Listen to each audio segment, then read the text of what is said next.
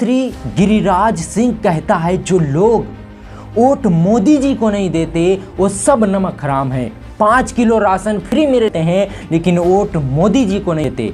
गिरिराज सिंह, मैं तुझसे सवाल करता हूं, आदरणीय मोदी जी, आदरणीय अमित शाह जी, और तू गिरिराज सिंह, क्या जो 5 किलो का राशन जनता को देते हो अपनी जेब से देते हो?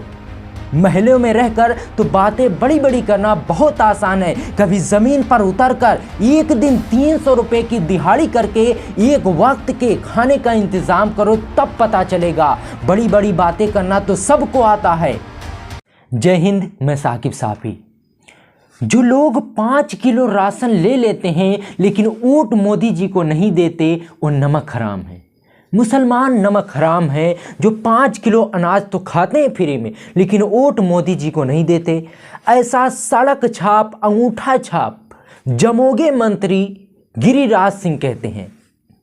गिरिराज सिंह, मैं आपकी आंखों में आंखें डालकर आपसे पूछना चाहता हूं, अगर कान भटा है तो वीडियो रोक करके आप कान साफ करवा सकते हो।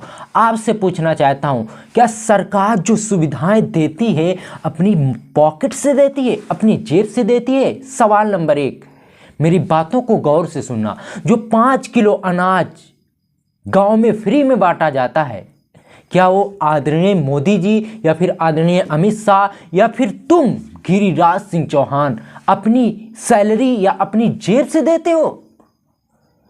सवाल थोड़ा सोच समझ कर पूछा करो। अब तुम लोगों को, गिरिराज सिंह जैसे अंगूठा छाप मंत्रियों को भाषण लिख कर भी दिया जाता है तो भी ऐसी ऊट पटांग चीजें बोल जाते हैं, क्योंकि इनके पास शब्द ही नहीं है हिंदू मुसलमान को छोड़कर किसी शब्द पर भाषण देना। इनके पास कोई मुद्दा नहीं है, महंगाई मुद्दा नहीं है, ट्रेनों में लोग भर भर कर जाते हैं, वो सब इनको मुद्दा नहीं नजर आ रहा है। इनको मुद्दा सिर्फ एक ही है, किसी तरीके से हिंदू से, मुसलमानों से हिंदुओं को नफरत हो जाए और हिंदू पूरे इनको वोट दे दें, बीजेपी को। जनता पढ़ी लिखी है मेरे भाइयों, अब वो वाली जनता नहीं रही 2014 के पहले वाली। जनता बहुत कुछ देख चुकी है इन 11 सालों में। जनता ने लॉकडाउन देखा, जनता ने नोटबंदी देखी और जनता ने कई ऐसे चीजें देखी जिसके बाद जनता समझ चुकी है कि अब और जुल्म सितम नहीं होगा, वोट सोच समझ कर देना होगा। मेरे भाइयों, गिरिराज सिंह, मैं आपसे पूछना चाहता हूं, आप इसका जवाब जरूर दीजिए कि क्या आप अपनी पॉकेट से देते हो? अगर मेरे भाइयों टैक्स पेयर ना होए ना तो इनकी नानी याद आ जाएगी। कभी 300 रुपए की दिहाड़ी करके एक वक्त का खाना इकट्ठा करो ना, तब समझ में आ जाएगा कि सरकार क्या कर रही है, तब समझ में आएगा कि सरकार किस स्तर पर काम कर रही है। अगर हमारे देश की जनता टैक्स ना पेयर करे तो सारी ये आसिया ऐसे मंत्रियों की बंद हो जाएगी।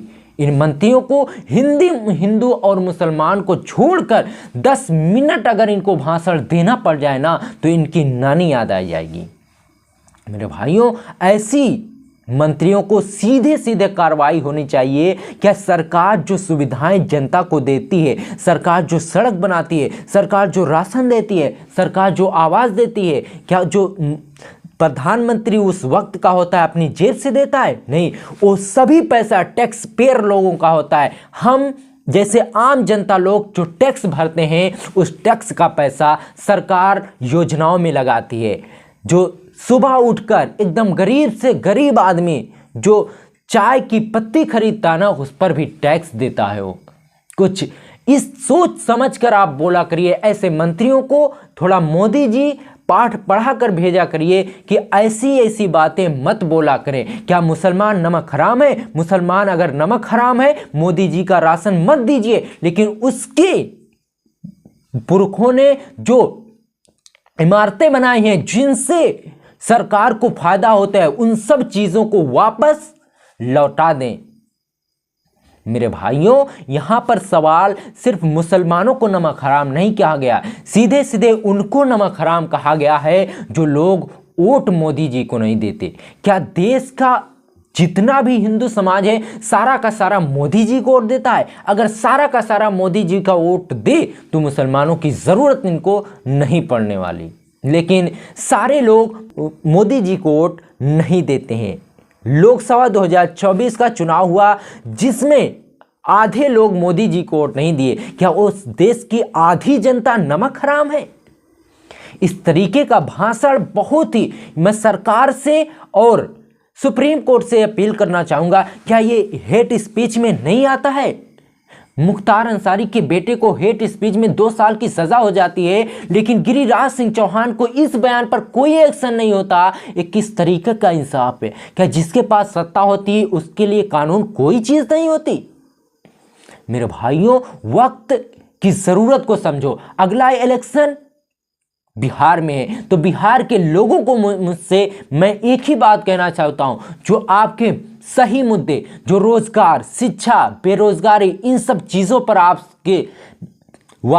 आपसे वादा करे और आपको लगे कि हाँ इसके बातों में सच्चाई है, जो कुछ करके दिखाए। आपने सरकार को, वर्तमान सरकार को तो देख लिया, इन्होंने इस अपने पिछले कार्यकाल में क्या किया। अब सोचना आपको है, आप परिवर्तन चाहते हैं या फिर झेलना चाहते हैं। चलिए दोस्तों, आज की इस वीडियो में बस गिरिराज सिंह चौहान को एक रिप्लाई करनी थी कि ऐसे भाषण मत दीजिए, क्योंकि आप खुद ही अपना नुकसान कर रहे हो। क्योंकि बिहार में इलेक्शन है, अगर जनता अब समझदार है, उस समय की जनता नहीं है,